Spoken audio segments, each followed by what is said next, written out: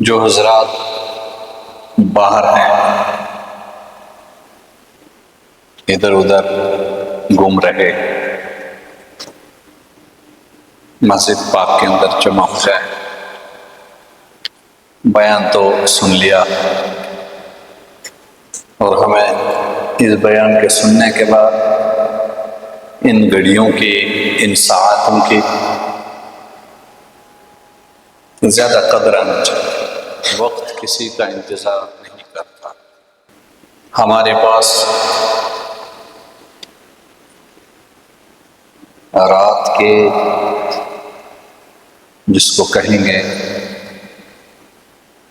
آخری ساعت بہت قیمتی۔ جو شخص ان قیمتی اوقات کی جتنی قدر کر سکتا ہے اتنا اس کو نفع ملے گا۔ الحمدللہ الحمدللہ وحدہ والصلاة والسلام علی من لا نبی بعدہ، اشہد ان لا الہ الا اللہ وحدہ لا شریک لہ، واشہد ان سیدنا وحبیبنا ومولانا محمدا عبدہ ورسولہ، اما بعد فقد قال اللہ تعالی فی کلامہ المجید، اعوذ باللہ من الشیطان الرجیم، بسم اللہ الرحمن الرحیم، قل یا عبادی الذین اسرفوا علی انفسهم لا تقنطوا من رحمت اللہ ان اللہ یغفر الذنوب جميعا انہ هو الغفور الرحیم۔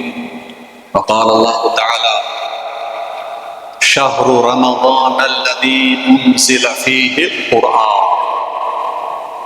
وقال اللہ تعالی بسم اللہ الرحمن الرحیم انا انزلناه فی لیلۃ القدر وما ادراک ما لیلۃ القدر لیلۃ القدر خیر من الف شہر تنزل الملائکۃ والروح فیہا بإذن ربهم من كل امر سلام هي حتى مطلع الفجر۔ وقال رسول اللہ صلی اللہ علیہ وسلم من قام لیلۃ القدر ایمانا واحتسابا غفر له ما تقدم من ذنبه او كما قال علیہ الصلاۃ والتسلیم۔ صدق اللہ العلی العظیم وصدق رسولہ النبی الکریم ونحن على ذلك من الشاهدين والشاكرين والحمد لله رب العالمين۔ رب اشرح لي صدري ويسر لي امري واحلل عقدة من لساني يفقهوا قولي رب زدني علما نافعا وايمانا كاملا وعملا صالحا متقبلا وشفاء من كل داء، صلى الله تعالى على خير خلقه محمد وعلى آله واصحابه اجمعین برحمتک یا ارحم الراحمین۔ رمضان المبارک کا مہینہ 29 دن کا ہو یا 30 دن کا، اس کو اس طرح سمجھیں اللہ تبارک و تعالیٰ نے ہمارے ہاتھ میں ایک چیک بک دیا جس کے 30 پیج ہے یا 29 ہے، 30 چیک ہے یا 29 چیک، اور اللہ تبارک و تعالیٰ کی طرف سے اجازت ہے ہر روز ایک چیک میں جتنی آپ اماؤنٹ بھر سکتے ہو بھرو، جتنا چیک کے اندر بھر کے میرے پاس بھیج سکتے ہو اپنی آخرت کو بنانے کے لیے، اپنی مغفرت کے لیے، رب کی رضا کے لیے، اپنی دنیا کی بہتری کے لیے بھرو۔ کوئی شخص ہے خالی بھیج دیتا ہے، کوئی کچھ لکھ دیتا ہے، 1 لاکھ لکھتا ہے، کوئی 1 ملین، کوئی 1 بلین، کوئی کچھ زیادہ، کوئی کچھ کم، کچھ بھر کے بھیجتے ہیں اور کچھ محروم رہ جاتے ہیں۔ جو پیچھے گیا وہ چلا گیا، ہمارے پاس جو 30 پیجز کا جو چیک بک تھا اس میں سے کتنے دن چلے گئے؟ 26 دن چلے گئے۔ آج 27ویں رات میں 3 یا 4 پیج ہمارے پاس بچے، موقع ہے، فائدہ اٹھائیں اس کا۔ اگر آج تک ہمارے چیکس خالی ہم نے بھیجے ہیں تو اس کے اوپر افسوس کرنے کی ضرورت نہیں ہے، ابھی بھی موقع ہے، بھرپور فائدہ اٹھائیں۔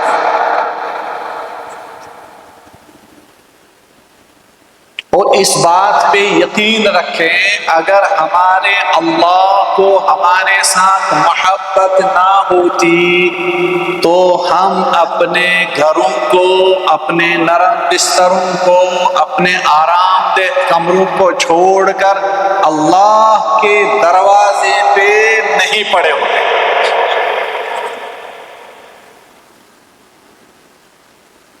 ایک نوجوان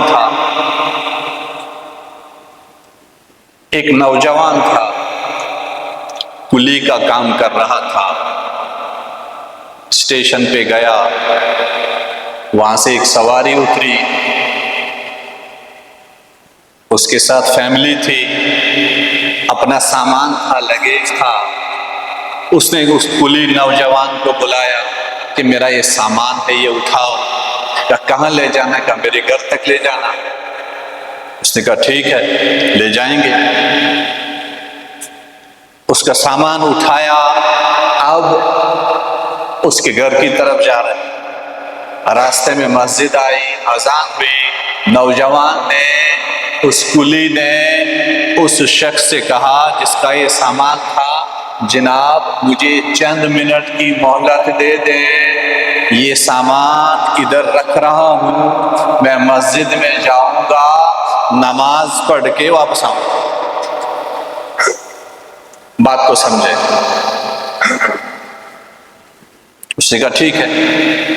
نوجوان مسجد میں جاتا ہے، وضو کر لیتا ہے، نماز ادا کر لیتا ہے، نماز مکمل ہو جاتی ہے، سارے لوگ نکل جاتے ہیں، لیکن اندر سے نوجوان نہیں نکلتا۔ وہ جس کا سامان لے کر آیا تھا، وہ شخص سامان کے پاس کھڑا ہے، وہ سب سے پوچھتا ہے اندر ایک نوجوان ہے، کہتا ہے تو وہ کیوں نہیں نکلتا؟ آخرکار وہ کھڑکی سے جان کر اسے کہتا ہے، آواز دیتا ہے، ارے بھائی سب نکل گئے، تم کیوں نہیں نکلا؟ میرا سامان میرے گھر تک پہنچا دو۔ تو نوجوان اندر سے آواز دیتا ہے، جناب مجھے نکلنے نہیں دے رہا۔ کہا کون نکل نہیں دے رہا؟ کہا وہی مجھے مسجد سے نکلنے نہیں دے رہا ہے جس نے تجھے مسجد میں آنے نہیں دیا۔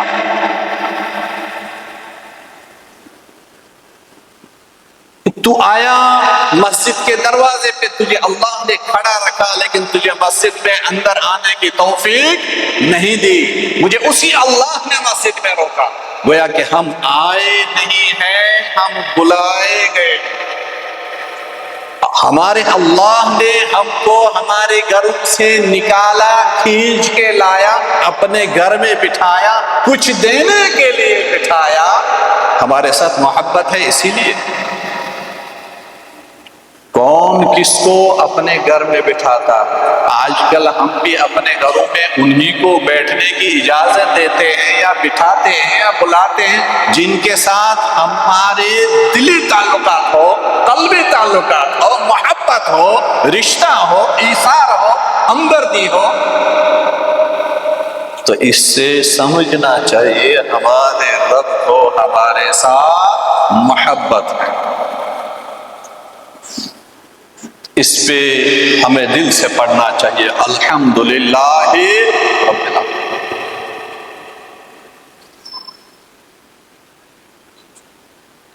اللہ تبارک و تعالیٰ اپنے بندوں کو آزمائش میں بھی ڈال دیتا ہے۔ آزمائشیں آتی ہے، کسی کو بیماری کی آزمائش آتی ہے، کسی کو مال کے اندر کمی کی آزمائش آتی ہے، کسی کو دوسرے اعتبار سے آزمائش آتی ہے، لیکن لے دے کہ جس صدمے کی وجہ سے، جس مصیبت کی وجہ سے، جس غم کی وجہ سے ایک بندہ اللہ سے قریب ہو جائے، سمجھ لینا چاہیے وہ آزمائش ہے۔ اور اگر کسی صدمے کی وجہ سے بندہ اللہ کا دروازہ چھوڑ کر کہیں اور چلا جائے تو سمجھنا چاہیے آزمائش نہیں، اللہ کا عذاب۔ حضرت شیخ الحدیث رحمۃ اللہ علیہ وہ ایک واقعہ بیان فرماتے ہیں، اندلس کے ایک شخص تھے جن کا نام تھا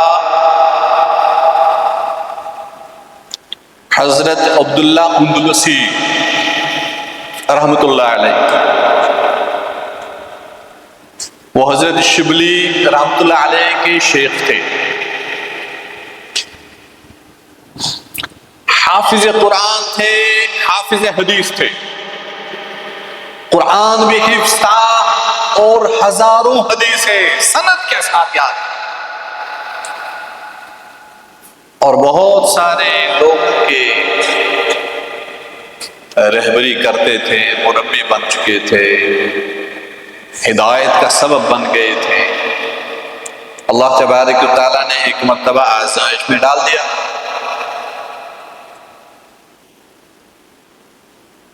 اپنے مریدین کے ساتھ ایک مرتبہ جا رہے تھے تو ایک بستی سے گزر ہوا جو بستی مشرکین کی بستی تھی۔ وہاں لوگ شرک میں مبتلا تھے، اللہ کو چھوڑ کر دوسروں کی عبادت کرتے تھے۔ تو حضرت عبداللہ اندلسی رحمۃ اللہ علیہ کے قلب میں خیال آیا کہ کتنے بے وقوف لوگ ہیں کہ اللہ کو چھوڑ کر کسی اور کی عبادت کرتے ہیں۔ دل میں خیال آیا تو اللہ تبارک و تعالیٰ بندے کے دل کے خیالات کو جانتا ہے، واللہ علیم بذات الصدور، دلوں کے بید کو جاننے والا حضرت اللہ۔ ہم کس نیت سے آئے مکہ مسجد میں، ہمارے دلوں میں کیا ارادے اٹھ رہے ہیں، ذہن میں کیا خیالات آئے ہیں، ہمارے قلب کے اندر، ہمارے سینوں کے اندر ہمارے کون سی ضرورتیں چھپی ہیں، کون سے فریاد لے کر اپنے رب کے سامنے آئے ہیں، ہمارا رب سب کچھ جانتا۔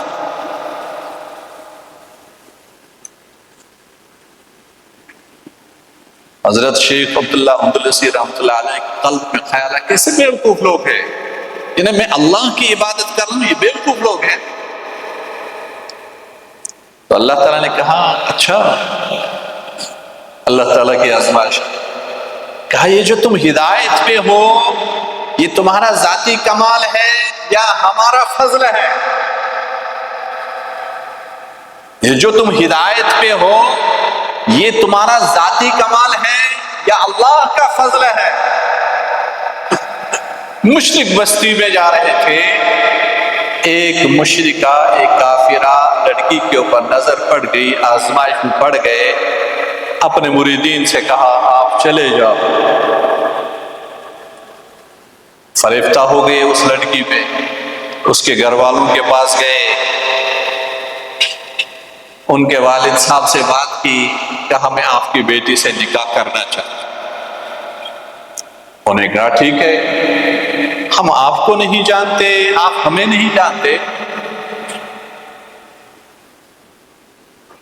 1-2 سال ہمارے پاس رہو، ایک دوسرے کو پہچاننے کا موقع مل جائے گا، آپ کو ہمارے بارے میں واقفیت ہو جائے گی، ہمیں آپ کے بارے میں واقفیت ہو جائے گی۔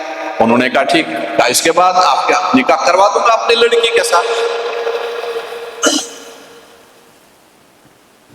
شیخ عبداللہ اندلسی رحمۃ اللہ علیہ ان کے گھر میں رہنے کے لیے تیار ہو گئے، حافظ حدیث، حافظ قرآن۔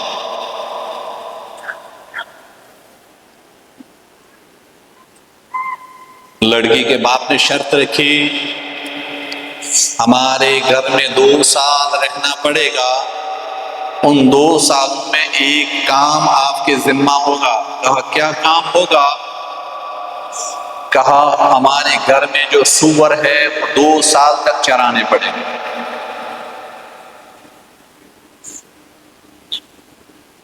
دن بھی چلا گیا، قرآن بھی چلا گیا، سینے سے احادیث بھی چلے گئے، وہ ایمانی رونق چلی گئی، سب کچھ چلا گیا، کام میں مجھے منظور ہے۔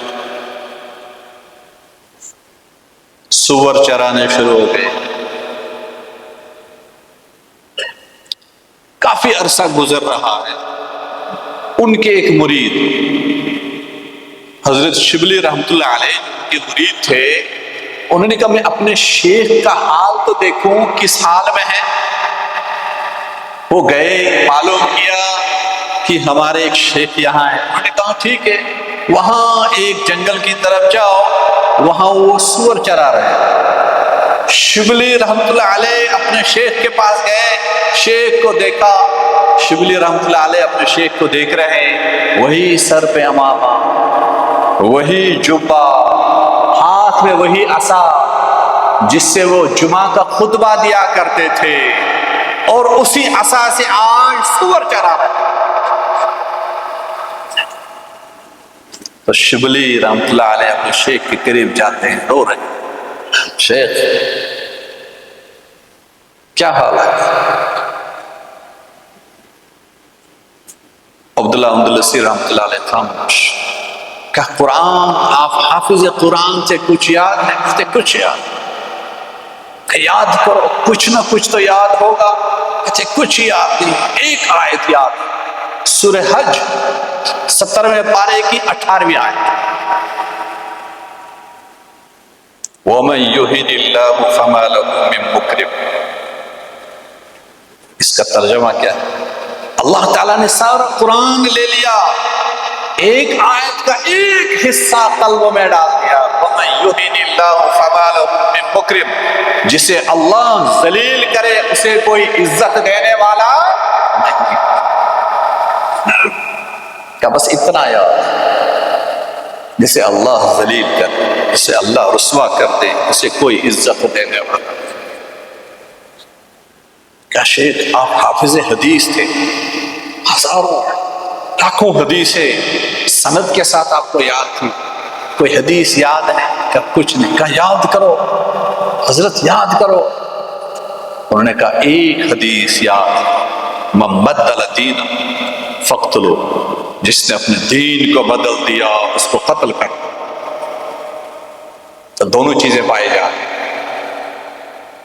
اللہ نے دکھلا دیا جو تم کر رہے تھے، جو تمہارے اندر تھا، وہ تمہارا ذاتی کمال نہیں تھا، یہ تمہارا رب کا فضل تھا جس سے تجھے تمہارے رب نے نوازا۔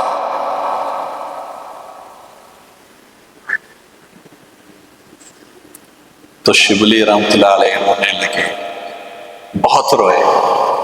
تو اس رونے کی وجہ سے گریہ طاری ہو گیا۔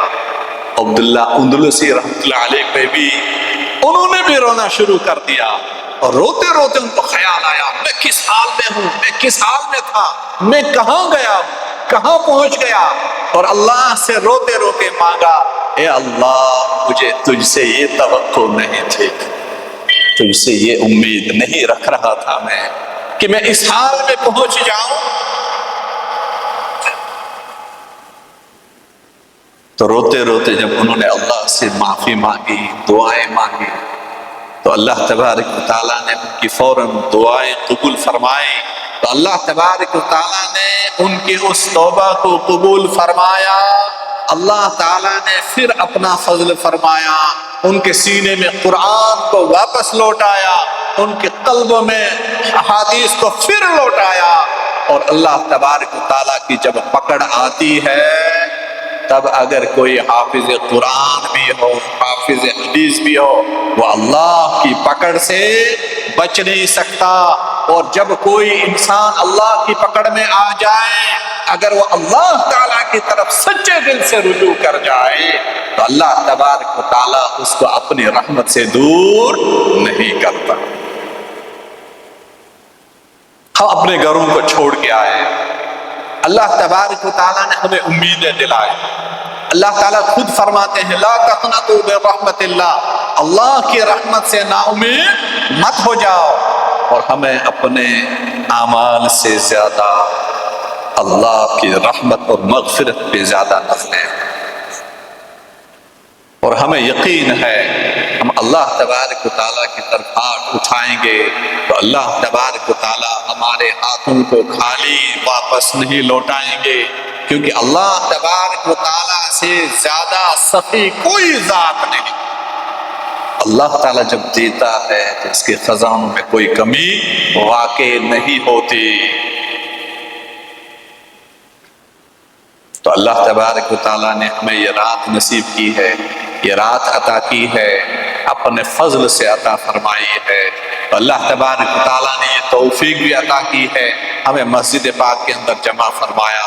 اللہ تبارک و تعالیٰ نے ہمیں یہ بھی توفیق عطا فرمائی، ہم روزہ بھی رکھ کے آئے اور ہم نے اپنے حساب سے جتنی ہماری استطاعت تھی، جتنا ہم سے ہو سکا، ہم نے رمضان مبارک کی قدر کرنے کی کوشش کی۔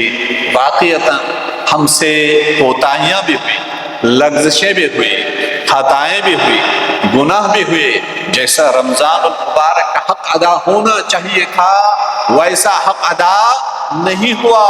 ہم اس کا اعتراف کرتے ہیں، اپنے گناہوں کا بھی اعتراف کرتے ہیں، اپنے جرموں کا بھی اعتراف کرتے ہیں، اور ہم اپنے کمزوری کا بھی اعتراف کرتے ہیں، لیکن ہم اللہ سے یہ درخواست کرتے ہیں، اے اللہ ہم نے کوشش تو کی، ہم نے تھوڑی بہت کوشش تو کی۔ نزہۃ المجالس میں ایک واقعہ لکھا ہے،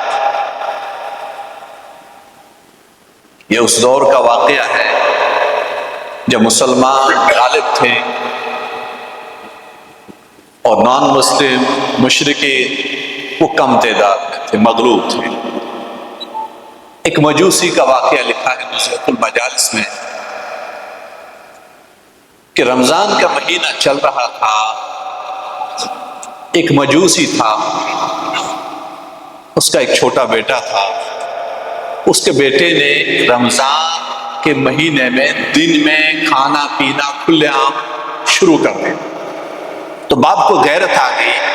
باپ نے اپنے بیٹے کو ڈانٹا کہ بیٹا تجھے کیا ہو گیا، یہ مسلمانوں کا مقدس مہینہ ہے، یہ دن میں بھوکے ہیں، پیاسے ہیں، روزے سے ہیں، اور آپ دن میں کھلے عام کھاتے پیتے ہو۔ بہت ڈانٹا، سخت تنبیہ کی کہ تمہیں چاہیے کہ اس رمضان المبارک کا ادب اور احترام کرے۔ خود اگر روزہ نہیں رکھ سکتے، کھانا ہے پینا ہے، تنہائی میں کھاؤ، اندر گھر میں کھاؤ۔ اس مجوسی کے پڑوس میں ایک اللہ کے ولی رہتے تھے۔ فرماتے ہیں نزہۃ المجالس میں اس مجوسی کا انتقال ہو گیا۔ اس اللہ کے ولی نے اس مجوسی کو خواب میں دیکھا کہ یہ جنت میں گھوم پھر رہا ہے۔ اس اللہ کے ولی نے اس سے پوچھا، بھائی آپ تو مشرک تھے، آپ جنت میں کیسے؟ انہوں نے کہا میری عجیب داستان۔ کہا کیا؟ کہا میں نے ایک مرتبہ اپنی زندگی میں رمضان المبارک کے مہینے میں اپنے بیٹے کو دن میں کھانے پینے پہ سخت ڈانٹا، رمضان المبارک کے ادب و احترام کے سلسلے میں۔ تو اللہ تبارک و تعالیٰ کو میری وہ ادا پسند آئی، میری موت سے پہلے اللہ تعالیٰ نے مجھے ایمان عطا کیا، جس کی برکت سے اللہ تبارک و تعالیٰ نے مجھے جہنم سے نجات دی اور جنت میں۔ تو ہم اللہ تعالیٰ سے دعا کر رہے ہیں، اے اللہ حق تو یہ ہے کہ حق ادا نہیں ہوا، لیکن جتنا ہو سکتا تھا اتنی ہم نے کوشش کی ہے۔ اللہ تبارک و تعالیٰ خود بھی فرماتا ہے لا یکلف اللہ نفسا الا وسعها۔ اپنی طرف سے اپنی ناقص کوششیں ہم نے تو کی ہے، اور ہم اللہ تبارک و تعالیٰ کے سامنے عاجزی بھی کر رہے ہیں، عاجزی بھی کریں گے، اور اللہ تعالیٰ ہمیں توفیق بھی عطا فرمائے بار بار اپنے سامنے اللہ تعالیٰ کی طرف رجوع کرنے کی، سچی اور پکی توبہ کرنے کی، بار بار مانگنے کی، دعا کرنے کی، توبہ و استغفار کرنے کی، اور اللہ تبارک و تعالیٰ اس رمضان مبارک کے برکات سے ہم تمام کی مغفرت فرمائے، امت مسلمہ کی مغفرت فرمائے، خصوصاً اس مجمع کی مغفرت فرمائے، ہمارے اہل خانہ کی مغفرت فرمائے، ہمارے آباء و اسلاف کی مغفرت فرمائے۔ جہاں بھی مسلمان پریشان حال ہیں، اللہ تعالیٰ اس رمضان مبارک کے برکات سے تمام مسلمانوں کے غم اور پریشانیاں دور فرمائے۔ جو بیمار ہیں عافیت کے ساتھ شفائے کاملہ عطا فرمائے، شفائے عاجلہ عطا فرمائے، شفائے دائمہ مستمر عطا فرمائے۔ اسپتالوں میں جو پڑے ہیں، گھروں میں پڑے ہیں، اس مجمع میں پڑے ہیں، سڑکوں میں پڑے ہیں جو بیمار ہیں، اللہ تعالیٰ تمام کو عافیت کے ساتھ شفائے کاملہ عطا فرمائے۔ اور جتنے بھی لوگ اس رمضان مبارک میں اعتکاف پہ بیٹھے، اللہ تعالیٰ ان کی ان عبادات کو قبول فرمائے۔ جہاں بھی روزے رکھے گئے، رکھے جا رہے ہیں، رکھے جائیں گے، اللہ تعالیٰ تمام کے روزے قبول فرمائے۔ اور اللہ تبارک و تعالیٰ ہم تمام کو لیلۃ القدر میں بھرپور حصہ عطا فرمائے، لیلۃ القدر کی مغفرت سے مالا مال فرمائے، اس کی رحمتوں سے مالا مال فرمائے۔ اللہ تبارک و تعالیٰ ہم تمام کے لیے عافیت کی فضا بحال فرمائے، پورے عالم میں، پوری کائنات میں امن و امان کی فضا بحال فرمائے، خصوصاً ہمارے ملک میں بھی اللہ تبارک و تعالیٰ اس رمضان مبارک کی برکات سے امن و امان کی فضا بحال فرمائے، اور خصوصاً ہمارے اسٹیٹ کے اندر امن و امان کی فضا بحال فرمائے۔ ہم سب اللہ تبارک و تعالیٰ کی طرف رجوع کرتے ہوئے اللہ تبارک و تعالیٰ کے ساتھ عاجزی سے مانگیں گے، اللہ تبارک و تعالیٰ ہمارے ان کلمات کو، ہماری ان دعائے الفاظ کو اپنے بارگاہ میں قبول فرمائے۔